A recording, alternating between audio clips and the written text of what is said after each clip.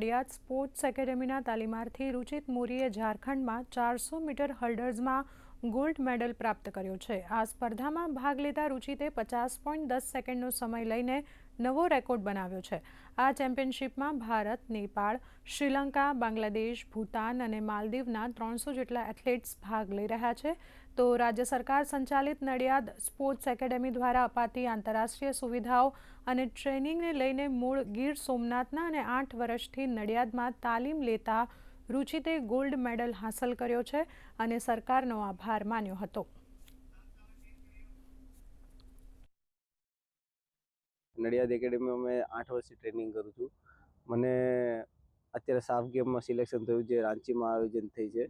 એમાં મારું પરફોર્મન્સ જે અમે ટ્રેનિંગ કરી હતી એના કરતાં સારું રહ્યું છે અને મને ભારત તરફથી રમવા મળ્યું એ મને ખુશી છે અને હું મારા કોચ, મારી ફેમિલી બધાના સપોર્ટના લીધે અહીં સુધી પહોંચી શક્યો છું। અહીંયા એથ્લેટિક્સ એકેડમી ચાલી રહી છે, જેમાં અમારા ખેલાડી રુચિત બોરી કે જે 4th સાફ ગેમ રાંચી ખાતે આયોજન થયેલું હતું, એમાં એમણે 400 મીટર વિઘ્ન દોડમાં ગોલ્ડ મેડલ મેળવ્યો છે અને દેશનું ગૌરવ વધારેલ છે।